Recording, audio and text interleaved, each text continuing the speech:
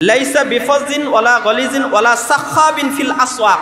সুকুন অর্থ বাজার, মানে বাজারের অলিগলিতে, রাস্তাঘাটে, মসজিদ থেকে বের হয়ে বা এদিক ওদিক দাঁড়াই এই কয়েকজন মিলে চিল্লা চিল্লে করে আপনি এমন স্বভাবের নন, এমন স্বভাবের নন।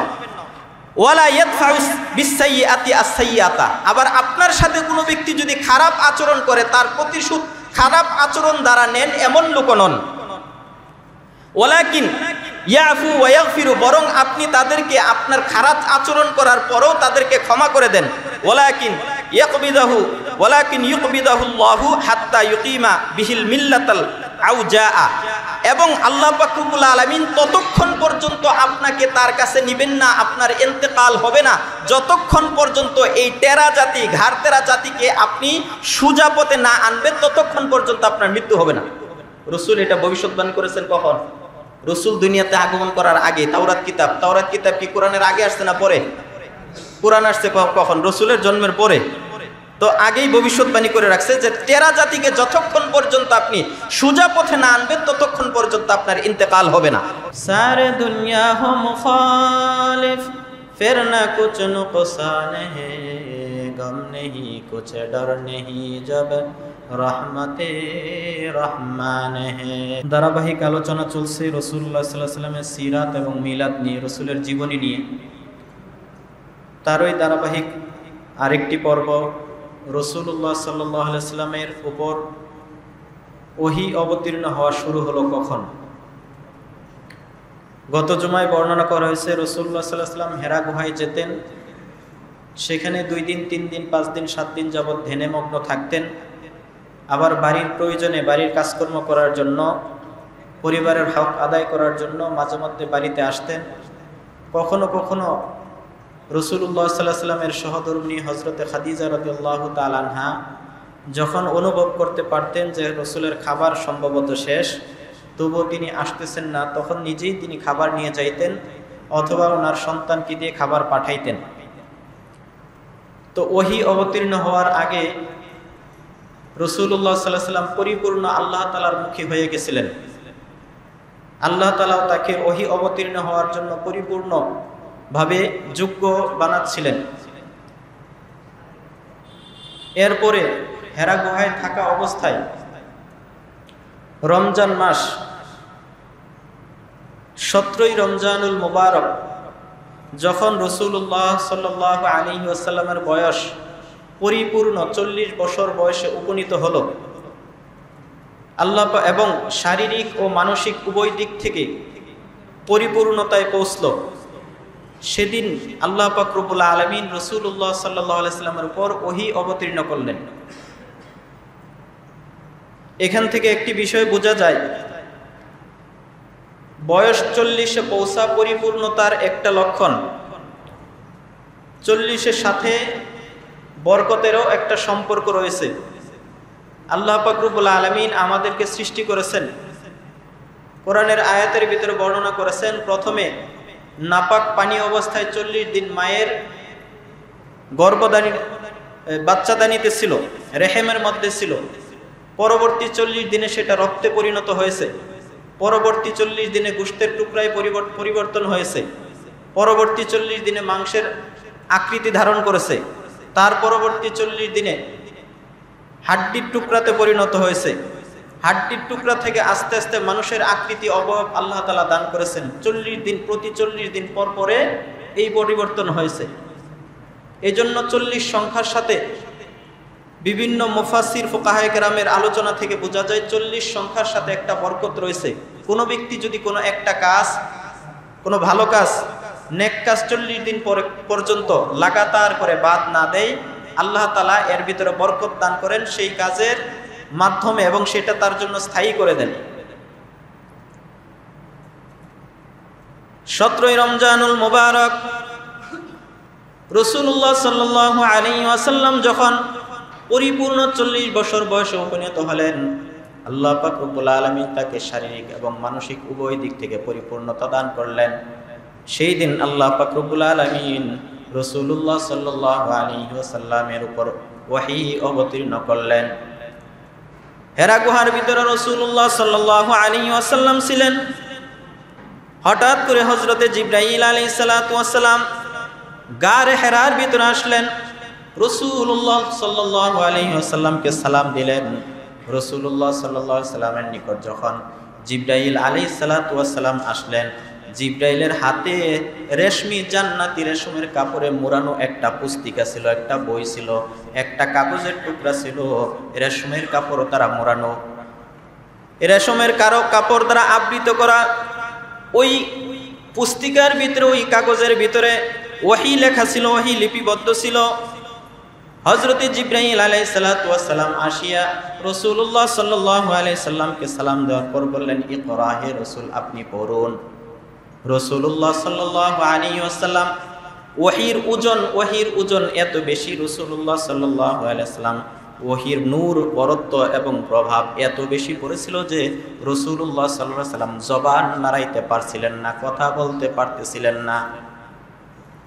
কোরআন আয়াতের ভিতরে ইন্না সানুলকি আলাইকা কওলান সাকিলা, অতি সত্বর আমি আপনার উপর এমন বাণী অবতীর্ণ করব যেটার ওজন অনেক বেশি, যার ওজন অনেক বেশি। কোরআনের এক একটা বাণী এগুলোর ওজন অনেক বেশি। এজন্য যারা জিন্নাতের চিকিৎসা করে, জিন্নাতের চিকিৎসা এটা সম্পূর্ণ কোরআনের আয়াত দ্বারা করা হয়। এদেরকে ধরা যায় না, ছোঁয়া যায় না, কিন্তু এটার সব চিকিৎসা যারা করে কোরআনের আয়াত দ্বারা করে। এদের কাছে কোরআনের আয়াত এত ভারী যে কোরআনের আয়াত এদের সামনে তেলাওয়াত করলে দেখবেন চিল্লাপাল্লা শুরু করে দেয়। আযাবের আয়াতগুলো, কঠোর কুফরির আয়াতগুলো, কোরআনের আয়াত অনেক ভারী। আল্লাহ তাআলা বলেন, ইন্না সানুলকি আলাইকা কওলান সাকিলা, অচিরেই আমি আপনার উপর ভারী কালাম অবতীর্ণ করব। তো রাসূলুল্লাহ সাল্লাল্লাহু আলাইহি ওয়াসাল্লাম ওহীর যে তাজাল্লি রয়েছে, ওহীর নূর, ওহীর বরত্বের প্রভাব এত বেশি ছিল, যার কারণে রাসূলুল্লাহ সাল্লাল্লাহু আলাইহি সাল্লামের জবান নড়তেছিল না, কথা বলতে পারতেছিলেন না। তখন রাসূলুল্লাহ সাল্লাল্লাহু আলাইহি সাল্লাম বললেন, মা আনা বিকারিইন, আমি তেলাওয়াত করতে জানি না, আমি পড়তে জানি না। রাসূলুল্লাহ সাল্লাল্লাহু আলাইহি সাল্লাম যখন এই কথা বললেন, এটা এর আগে রাসূল সাল্লাল্লাহু আলাইহি সাল্লাম প্রথমে জড়াই ধরছেন, জড়াই ধরে জোরে চাপ দিচ্ছেন, এরপর বলছেন ইকরা, পড়ো। রাসূল বলছেন, মা আনা বিকারিইন, আমি পড়তে জানি না। রাসূলুল্লাহ সাল্লাল্লাহু আলাইহি সাল্লামকে যখন জিবরাইল প্রথমবার জড়াই ধরলেন, রাসূল বলেন, আমার এত বেশি কষ্ট হচ্ছিল, মনে হচ্ছিল আমার জান, আমার জীবনটা বের হয়ে যাবে। যখন রাসূল বললেন, মা আনা বিকারিইন, আমি পড়তে জানি না, তখন হযরতে জিবরাইল আলাইহিস সালাতু ওয়াস সালাম, জিবরাইল আলাইহিস সালাতু ওয়াস সালাম যখন জাপটে ধরলেন, জাপটে ধরার উদ্দেশ্য হইল যে জিবরাইল আলাইহিস সালামের মাধ্যমে কালামে পাকের উসিলায় যেন রাসূলুল্লাহ সাল্লাল্লাহু আলাইহি ওয়াসাল্লাম ওহীর সাথে পরিচিত হয়ে যায়। কারণ ইতিপূর্বে তো ওহী আসে নাই, ওহীর সাথে যেন পরিচিত হয়ে যায়, এই জন্য জড়াই ধরে একটু কি করে দিচ্ছে, মানে ভিতর থেকে একটু বরকত দিচ্ছে। চাপের কারণে রাসূলুল্লাহ সাল্লাল্লাহু আলাইহি ওয়াসাল্লাম প্রচন্ড কষ্ট অনুভব করলেন, এরপর ছেড়ে দিলেন, বললেন ইকরা, পড়ুন। দ্বিতীয়বার যখন বললেন ইকরা, পড়ুন, রাসূলুল্লাহ সাল্লাল্লাহু আলাইহি ওয়াসাল্লাম তখন বললেন, মা আনা বিকারিইন, আমি পড়তে জানি না।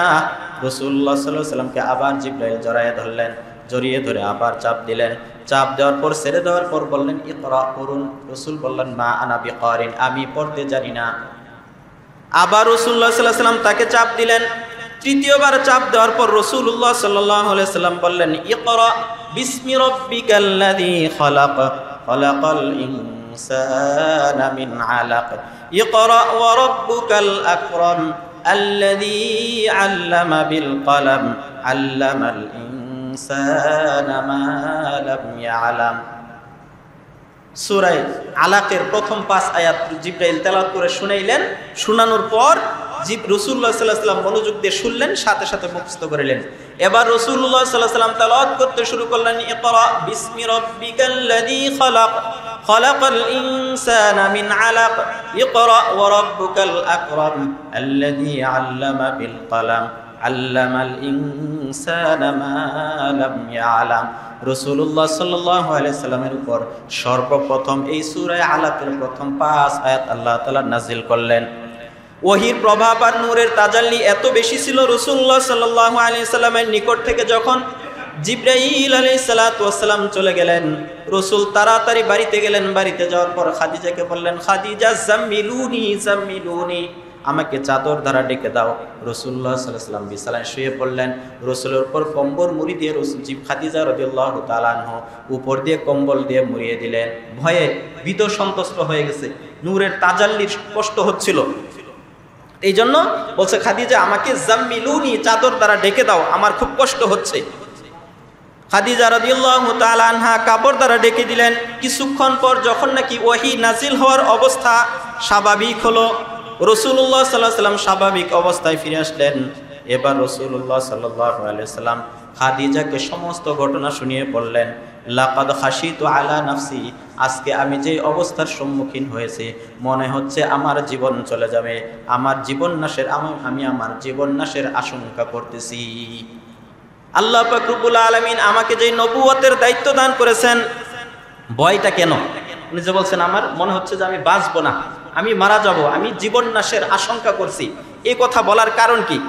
এই কথা বলার কারণ হলো যে নবুয়ত এবং রিসালতের যে মহান দায়িত্ব আল্লাহ পাক রব্বুল আলামিন আমাকে দান করেছেন, এই নবুয়ত আর রিসালতের মহান দায়িত্ব মুশরিক, কট্টর মুশরিক আর খোদাদ্রোহী এই মানুষদের, আরবের মানুষদের মধ্যে থেকে এই দায়িত্ব আদায় করা অত্যন্ত কঠিন।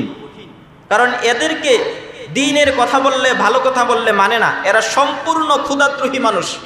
সুতরাং এমন একটা সমাজে যেখানে সকল মানুষগুলো কট্টর মুশরিক, যারা খোদাদ্রোহী, এদের ভিতরে আমাকে যেই দায়িত্ব দেওয়া হয়েছে সেই দায়িত্ব পালন করা অত্যন্ত কঠিন।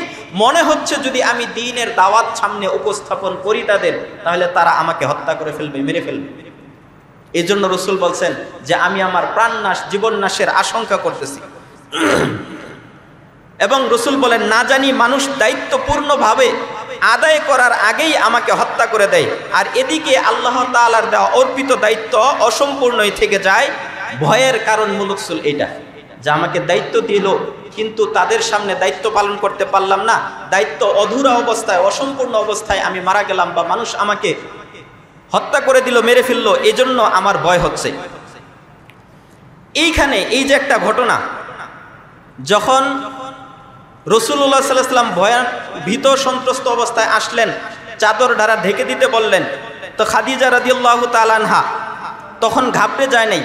এখান থেকে ফুকাহে কেরাম মাসআলা বের করেছেন যে স্বাভাবিকভাবে ঘরে স্ত্রী এবং নারীগণ এমন কঠিন পরিস্থিতিতে ঘাবড়ে যায় এবং সান্ত্বনা দেওয়ার পরিবর্তে এমন কথাবার্তা বলা শুরু করে যে পেরেশানি আগে যা ছিল আরো বেশি বৃদ্ধি পায়। হয় না এমন যে আপনি কঠিন পরিস্থিতিতে পড়ছেন, আপনাকে সান্ত্বনা দিবে, উল্টা সে আরো এমন কথা বলতেছে, ভয় আগে যা ছিল এখন আরো বাড়তেছে।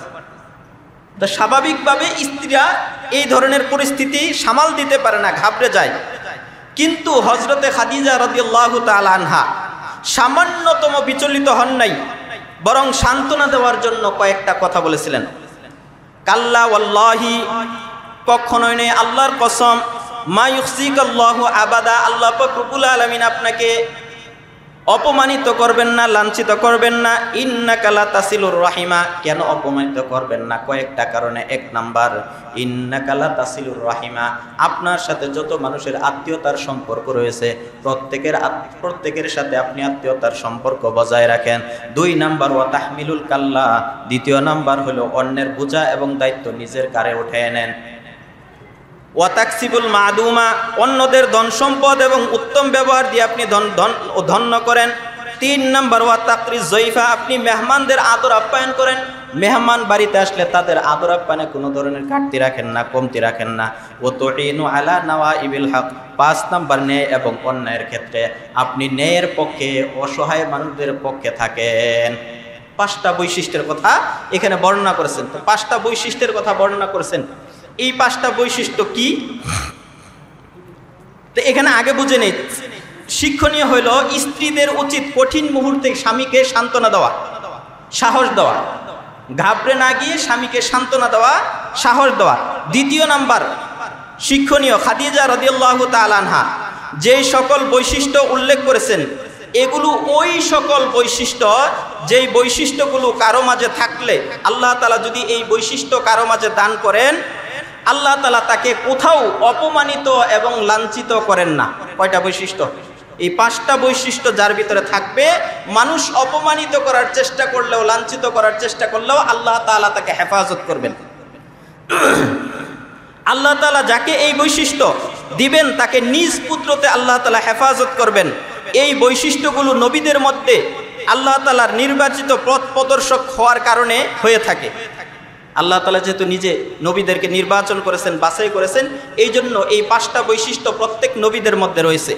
আবার সাহাবীদের মধ্যে রয়েছে, কারণ সাহাবীদেরকে রাসূলুল্লাহ সাল্লাল্লাহু আলাইহি ওয়াসাল্লাম নিজে গঠন করেছেন, তাদেরকে হেদায়েতের পথে নিয়ে এসেছেন, এই জন্য সাহাবীদের মধ্যেও এই বৈশিষ্ট্যগুলো ছিল।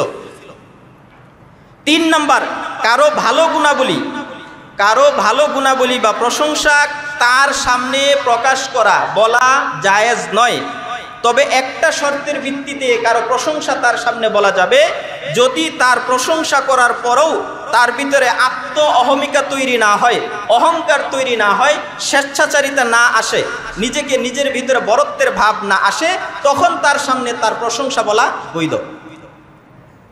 কারণ হাদিসের ভিতরে আছে, কোনো ব্যক্তির সামনে যদি তার প্রশংসা করা হয় তাহলে তাকে কি করে দেওয়া হলো? ধ্বংস করে দেওয়া হলো। এই জন্য কারো সামনে কারো প্রশংসা বলা তা ঠিক নয়। এই 3টা বিষয় শিক্ষণীয় হলো, এই 3টা বিষয়। এবার রাসূলুল্লাহ সাল্লাল্লাহু আলাইহি সাল্লামের আলোচনা তাওরাত কিতাবের মধ্যেও ছিল। রসুলের কিছু বৈশিষ্ট্য আগে বললো না, 5টা বৈশিষ্ট্য, এবার আরো কিছু বৈশিষ্ট্য রসুলের তাওরাত কিতাবের মধ্যে ছিল। عن عطاء بن يسار رضي الله تعالى عنه قال لقيت عبد الله بن عمرو بن العاص رضي الله تعالى عنهما قلت أخبرني عن صفة رسول الله صلى الله عليه وسلم في التوراة। তাওরাত কিতাবের মধ্যে রাসূলুল্লাহ সাল্লাল্লাহু আলাইহি ওয়াসাল্লামের যে সকল বৈশিষ্ট্যগুলো বর্ণনা করা হয়েছে সেই বৈশিষ্ট্যগুলো সম্পর্কে আমাকে সংবাদ দিন। ক্বালা আজাল ওয়াল্লাহি, আল্লাহর কসম আমি তোমাকে তাওরাত কিতাবের মধ্যে রাসূলের যেই বৈশিষ্ট্যগুলো বর্ণনা করা হয়েছে সেগুলো আমি তোমাকে বলতেছি। ইন্নাহু লামাউসুফুন ফিত তাওরাতি বিবাজি সিফাতিহি ফিল কোরআন। তাওরাত কিতাবের মধ্যে এমন কিছু বৈশিষ্ট্য রয়েছে যেই বৈশিষ্ট্যগুলো আল্লাহ পাক রব্বুল আলামিন পবিত্র কোরআনের ভিতরে বর্ণনা করেছেন। তাওরাত কিতাবের কিছু বৈশিষ্ট্য কোরআনের মধ্যে নিয়ে আসছে। কি কি? আল্লাহ পাক রব্বুল আলামিন পবিত্র কোরআনের ভিতরে বলেন, ইয়া আইয়ুহান নাবিয়্যু ইন্না আরসালনাকা শাহিদাও ওয়া মুবাশশিরাও ওয়া নাযীরা। এখানে কয়েকটা বৈশিষ্ট্য বর্ণনা করেছেন। ইয়া আইয়ুহান নাবিয়্যু, হে নবী, আরসালনাকা, ইন্না আরসালনাকা, আমি আপনাকে পাঠিয়েছি, প্রেরণ করেছি, শাহিদান ওয়া মুবাশশিরান ওয়া নাযীরা, শাহিদ হিসাবে, সাক্ষীদাতা হিসাবে, তারপরে মুবাশশিরান, সুসংবাদদাতা হিসাবে, ওয়া নাযীরান, সতর্ককারী হিসাবে। রাসূল মুবাশশির, সুসংবাদ দানকারী, জান্নাতের সুসংবাদ দানকারী, পরকালের নিয়ামতের সুসংবাদ দানকারী, নাযীরান, সতর্ককারী, পরকালে কিয়ামত রয়েছে, জাহান্নামের কঠিন আযাব রয়েছে, এগুলো থেকে সতর্ককারী। তাহলে রাসূল শাহিদ, রাসূল মুবাশশির, রাসূল নাযীর, এটা রাসূলের বৈশিষ্ট্য। এরপরে ওয়াহিরজাল লিল উম্মিয়িনা আনতা আবদি ওয়া রাসূলি সাম্মাইতুকাল মুআক্কিল। রাসূলুল্লাহ সাল্লাল্লাহু, আল্লাহ পাক রব্বুল আলামিন বলেন, আমি আপনাকে তাওরাত কিতাবের মধ্যে অতিরিক্ত যেই বৈশিষ্ট্যগুলো আছে এগুলো কোরআনের মধ্যে নাই, সেগুলো কি? আমি আপনাকে উম্মি বানিয়েছি, আমি আপনাকে উম্মি বানিয়েছি। উম্মি মানে রাসূল নিরক্ষর ছিলেন, প্রাতিষ্ঠানিক শিক্ষা কারো কোনো শিক্ষকের নিকট থেকে লাভ করেন নাই। কেন? কারণ রাসূল এত একজন মহামানব, উনি যদি দুনিয়ার কোনো মানুষের নিকট থেকে শিক্ষা লাভ করেন, কাউকে শিক্ষক হিসাবে গ্রহণ করেন, তাহলে শিক্ষকের মর্যাদা ছাত্রের চাইতে কম না বেশি? বেশি। এই জন্য সে গর্ব করবে, আরে মুহাম্মদ তো আমার ছাত্র। তো মুহাম্মদ এই ছাত্র আর শিষ্যত্বের সম্পর্কের কারণে উস্তাদ তার উপর উঠে যাবে।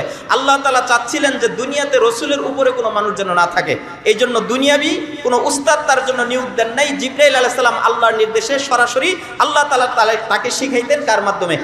জিবরাইল আলাইহিস সালামের মাধ্যমে। এজন্য আল্লাহ বললেন যে আমি আপনাকে উম্মি হিসাবে বানিয়েছি।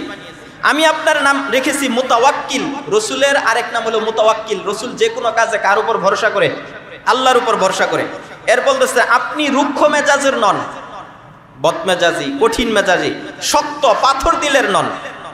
রসুল কঠিন মেজাজের, রুক্ষ মেজাজেরও না, আবার পাষাণ হৃদয়েরও না, আবার এমনও না যে কিছু মানুষ হয়েছে দেখবেন আনাচে কানাচে, রাস্তাঘাটে, দোকানের পাটে, কুনায় কানায় চিল্লাচিল্লি করে কিছু মানুষ সাধারণ বিষয় নিয়ে। রসুল বলেন, এখানে বলতেছেন যে লাইসা বিফাজিন ওয়ালা গলিজিন ওয়ালা সাখাবিন ফিল আসওয়াক।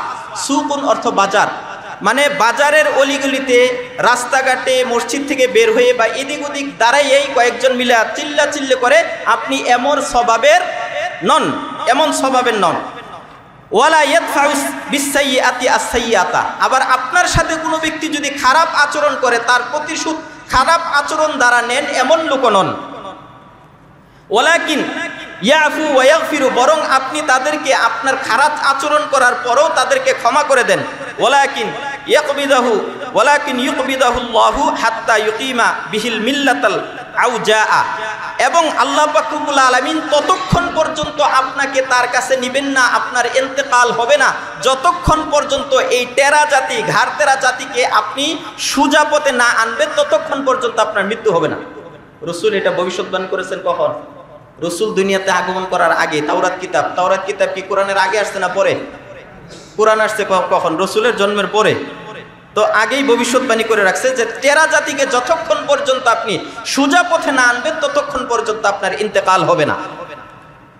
বিআন ইয়াকুলু লা ইলাহা ইল্লাল্লাহ, যতক্ষণ পর্যন্ত প্রত্যেকটা মানুষ লা ইলাহা ইল্লাল্লাহ না বলবে, ওয়া ইফতাহু বিহা আয়ুনান উমিয়ান ওয়া আযানান সুম্মান ওয়া কুলুবান গুলফান, যতক্ষণ পর্যন্ত আপনি অন্ধদের চোখ খুলে না দিবেন। অন্ধদের চোখ মানে চর্মচক্ষু না, মানে তাদের ওই হেদায়েতের অন্ধত্ব যেটা আছে, এই অন্ধত্ব যতক্ষণ আপনি দূর না করে হেদায়েতের আলো তাদের অন্তরে না জ্বালাবেন, যতক্ষণ পর্যন্ত যারা বধির, অর্থাৎ কোরআন হাদিসের আলোচনা শোনার পরেও শুনেও না শোনার ভান করে, এই লোকগুলো যতক্ষণ পর্যন্ত কর্ণ করে ভালো করে না শুনবে, এবং যতক্ষণ পর্যন্ত তাদের ওই বন্ধ হৃদয় কোরআন হাদিস থেকে বন্ধ হয়ে আছে, এই হৃদয়গুলো যতক্ষণ পর্যন্ত না খুলবে, ততক্ষণ পর্যন্ত আল্লাহ তাআলা আপনার ইন্তেকাল করাবেন না।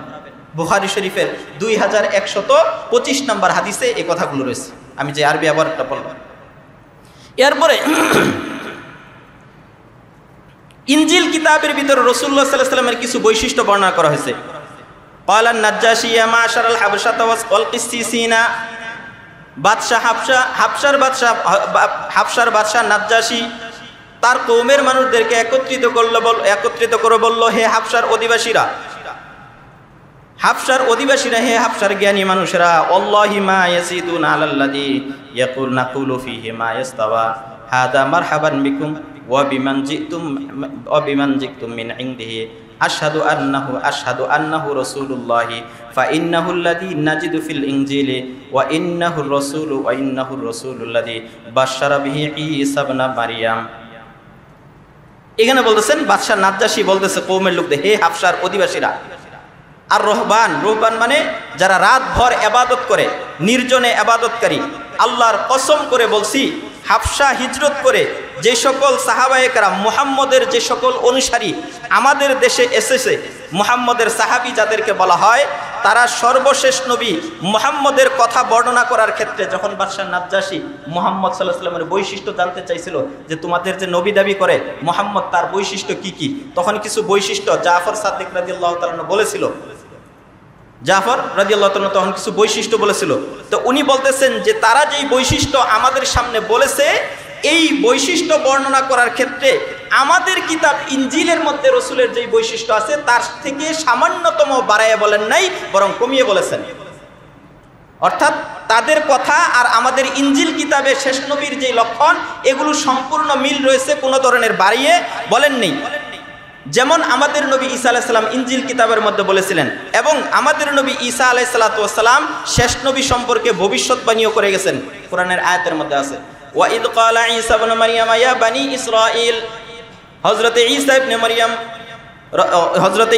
মারইয়াম আলাইহিস সালাতু ওয়াস সালাম বনি ইসরাইলকে উদ্দেশ্য করে বলতেছেন, ইয়া বানি ইসরাঈল, হে বনি ইসরাঈল, ইন্নী রাসূলুল্লাহি ইলাইকুম, আমি তোমাদের সামনে এমন একজন রাসূলের কথা বলে দিচ্ছি, মুসাদ্দিকাল লিমা বাইনা ইয়াদাইয়া মিনাত তাওরাত, আমাদের সামনে যে আমাদের পূর্ববর্তী যেই তাওরাত কিতাব ছিল, এই তাওরাত কিতাব, ইনজিল কিতাব, সেই কিতাবগুলো তিনি এসে সত্যায়ন করবেন। তিনি বলবেন পূর্ববর্তী আসমানি যত কিতাব রয়েছে এই সকল কিতাবগুলো সত্য, কিন্তু কোরআনের আগমন করার পর তাওরাতের বাণী চলবে না, ইনজিলের বাণী চলবে না, কোরআনের বাণীটাকেই গ্রহণ করতে হবে। কোরআন আসার পরে তাওরাত কিতাব সত্য, ইনজিল কিতাব সত্য, কিন্তু যখন কোরআন আসবে বাকি সবগুলোর হুকুম শরীয়ত রহিত হয়ে যাবে, কোরআনের বাণী অনুযায়ী সবাইকে চলতে হবে, তবে সেই কিতাবগুলো সত্য। তো বর্তমানে যে বাইবেল আছে, ইনজিল আছে, এগুলো না, এগুলোর ভিতরে একটা অক্ষরও কি নেই, অক্ষত অবস্থায় নেই। এগুলো বিকৃত করতে করতে করতে করতে ইনজিলের বর্তমানে 144টা নুসখা পাওয়া যায়। ওইটা আচ্ছা, কোরআনের একরকম কোরআন ছাড়া পৃথিবীতে দ্বিতীয় রকম কোন কোরআন বের করতে পারবেন যার ভিতরে জবরজের পুরো পরিবর্তন আছে? হ্যাঁ, কেরাতে হাফসের একটাই আছে যে কোরআন শরীফ 7 ভাবে পড়া যায়, সেটা ভিন্ন, কিন্তু তেলাওয়াত একই রকম, অক্ষর একই রকম। তো ইনজিল কিতাবের অনেকগুলো কপি বের হয়েছে, কোনো কপি সঠিক নয়, সবগুলো ভুল, সবগুলোই ভুল।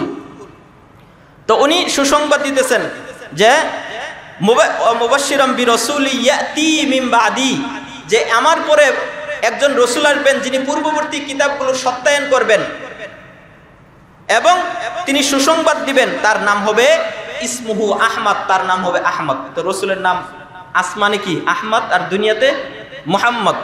আসমানে রসুলের নাম আহমদ, আহমদ নামে পরিচিত, অধিক প্রশংসাকারী, আর দুনিয়াতে মুহাম্মদ অধিক প্রশংসিত। কারণ দুনিয়াতে আল্লাহর পরে সবচেয়ে বেশি প্রশংসা কার করা হয়? মুহাম্মদ সাল্লাল্লাহু আলাইহি ওয়াসাল্লামের। আর আসমানের জগতে দুনিয়াতে যত নবী রসুল, যত ইমানদার বান্দা এসেছে, সবচেয়ে বেশি আল্লাহর প্রশংসাকারী, আল্লাহর প্রশংসা পাঠ করেছে কে? রাসূলুল্লাহ সাল্লাল্লাহু আলাইহি ওয়াসাল্লাম। এই জন্য আহমদ মানে অধিক প্রশংসাকারী, অধিক প্রশংসাকারী।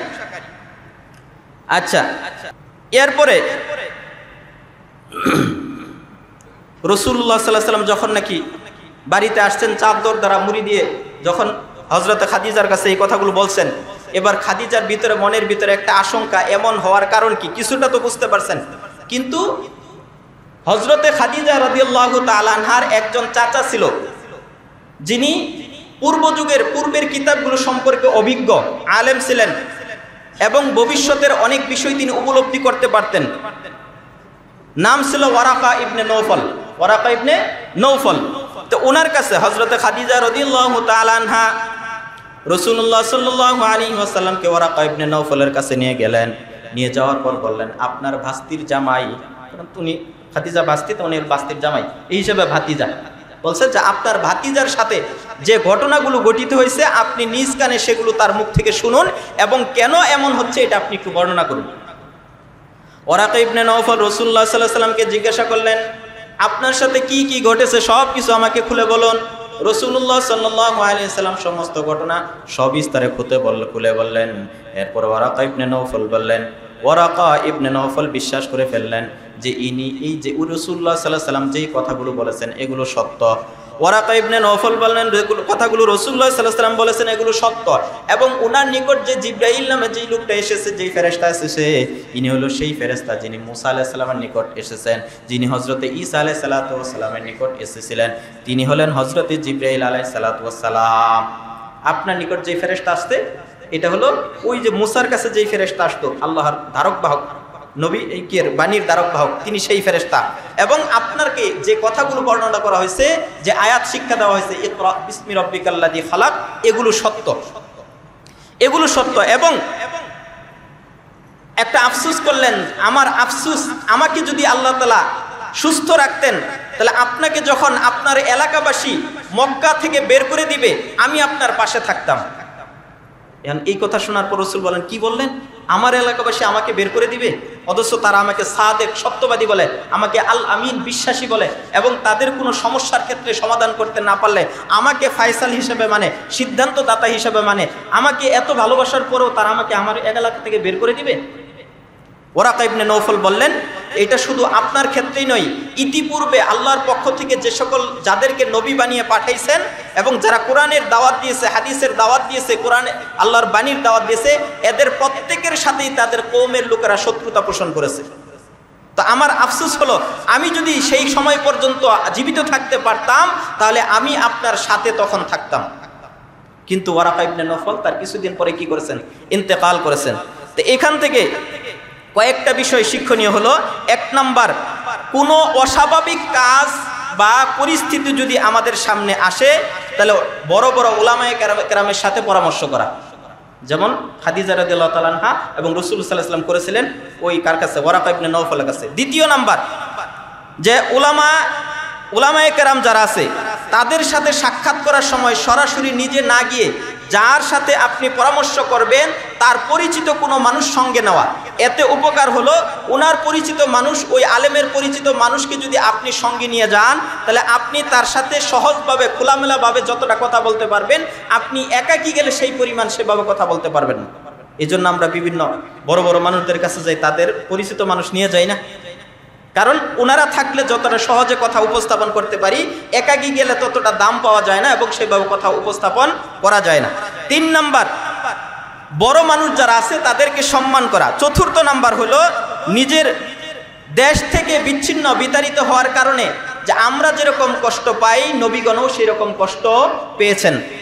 5ম নাম্বার, ভালো কিছুর আকাঙ্ক্ষা করা। কোনো কঠিন পরিস্থিতিও যদি আসে, কল্যাণের আশা করা। যদিও আপনি দেখতেছেন আপনার চতুর্দিক বন্ধ, কল্যাণের রাস্তা আসার কোনো পথ খোলা নাই, তবুও আল্লাহ তাআলার প্রতি ভরসা রাখা। লা তাকনাতু মির রাহমাতিল্লাহ। যত কঠিন পরিস্থিতি আসুক, আল্লাহর রহমত থেকে নৈরাশ হওয়া যাবে না, কারণ যখন বান্দার চেষ্টা শেষ হয়ে যায়, সেখান থেকে আল্লাহর নুসরত শুরু হয়। আপনি রশি যত বেশি টাইট দিবেন, টাইট দিতে দিতে যখন অতিরিক্ত টাইট দেওয়া হবে, মানে নির্ধারিত টাইটের পরে যখন আপনি দিবেন, সেটা কি টাইট হবে না আস্তে আস্তে ছিঁড়ে যাবে। তদ্রুপ যখন বান্দার সামনে সকল রাস্তা বন্ধ হয়ে যায়, সেখান থেকে আল্লাহর নুসরত শুরু হয়, আল্লাহ তাআলার সাহায্য শুরু হয়। এই জন্য আল্লাহ তাআলার রহমত থেকে নৈরাশ হওয়া যাবে না। 6 নাম্বার, মানুষকে সান্ত্বনা দেওয়ার একটা পদ্ধতি হলো যে মানুষকে সান্ত্বনা দেওয়ার একটা পদ্ধতি হলো যেই পরিস্থিতি তার সামনে এসেছে, এই পরিস্থিতি তার মতন কাজ যারা করেছিল তাদের সাথেও এসেছিল। রসুলকে বলছে না যে আপনাকে এলাকা থেকে বিতাড়িত করে দিবে, তো রসুল আশ্চর্য হয়ে গেছিলেন, আমার মানুষ এত পছন্দ করে তারপরেও বিতাড়িত করে দিবে। একটা মানুষ যতই পছন্দনীয় হোক, তার বিরুদ্ধে কিছু লোক থাকে কিনা? থাকে না, মানে কোনো কারণ নাই, তারপরেও তার বিরোধিতা করার মতন কিছু লোক আছে না নাই? হক কথা বললে কথা সত্য, সে জানে কোরআনের বাণী সত্য, আলোচনা সত্য, তারপরেও কিছু লোক দেখবেন বিরোধিতা করে না। তো এরকম যখন নাকি আশ্চর্য হয়ে বলছিল যে আমাকে বের করে দিবে, তখন বলছিল যে তখন তাদেরকে সান্ত্বনা দেওয়া যে আপনার মতন যারা এসেছে, আপনার মতন কাজ যারা করেছে, তাদের উপরেও এই ধরনের বিপদ এসেছিল। তো অতীতের লোকদেরকে এনে তাদেরকে কি করা? সান্ত্বনা দেওয়া। 7 নাম্বার, ওয়ারাকা ইবনে নৌফল রাসূলুল্লাহ সাল্লাল্লাহু আলাইহি ওয়াসাল্লামের নবুয়তের প্রচারকালীন সময় কি করে নাই? নবুয়ত প্রাপ্তির আগেই ভবিষ্যৎবাণী করেছেন। নবুয়ত প্রাপ্তির পরে যেহেতু ওয়ারাকা ইবনে নৌফল জীবিত ছিল না, কিন্তু সে নবুয়ত প্রাপ্তির আগেই রসুলের উপর ঈমান এনেছিল। এই জন্য সমস্ত উলামায়ে কেরাম একমত যে সে নবীর নবুয়ত না পাইলেও তিনি মুমিন এবং তিনি জান্নাতি, তবে তিনি সাহাবী হবে কিনা এ ব্যাপারে মতভেদ রয়েছে। প্রসিদ্ধ এবং গ্রহণযোগ্য মতামত হলো ওয়ারাকা ইবনে নৌফল সাহাবী নয়, সাহাবী হতে পারে নাই, কারণ সাহাবী হতে হয় নবুয়ত প্রাপ্তির পর রসুলকে দেখে ঈমান আনা, সেই ঈমানের উপরে ইন্তেকাল করা। তো ওয়ারাকা ইবনে নৌফল রসুলকে পেয়েছে কিন্তু নবুয়তকালীন সময় পায় নাই এবং সেই ঈমানের উপরে ইন্তেকাল করে নাই। এই জন্য ওয়ারাকা ইবনে নৌফল সাহাবী নয়, তিনি জান্নাতি এবং তিনি ঈমানদার। তো আল্লাহ পাক রব্বুল আলামিন এরপর রাসূলুল্লাহ সাল্লাল্লাহু আলাইহি ওয়াসাল্লামের কাছে যখন আসার পরে সর্বপ্রথম জিবরাইল আলাইহিস সালাম আয়েশা কি করছেন? ওযু এবং নামাজ শিখেছেন। মাটির ভিতরে পায়ের দ্বারা একটা আঘাত করেছেন, পানি বের হয়েছে। জিবরাইল আলাইহিস সালাম আগে ওযু করছেন, এরপর বলছেন আপনি খেয়াল করুন আমি কিভাবে করতেছি। রসুল খেয়াল করলেন, এরপর বলছেন এবার আপনি ওযু করুন। এরপর রাসূলুল্লাহ সাল্লাল্লাহু আলাইহি ওয়াসাল্লাম জিবরাইল আলাইহিস সালাম ইমামতি করে নামাজ পড়লেন, বললেন যে আমি যেভাবে নামাজ পড়তেছি আপনিও সেভাবে নামাজ পড়ুন। তো সর্বপ্রথম আসিয়া জিবরাইল আলাইহিস সালাম কি করেছেন? রসুলকে ওযু এবং নামাজ শিক্ষা দিয়েছেন। আল্লাহ পাক রব্বুল আলামিন আমাদের সবাইকে রাসূলুল্লাহ সাল্লাল্লাহু আলাইহি ওয়াসাল্লামের বৈশিষ্ট্যবান হওয়ার তৌফিক দান করুন।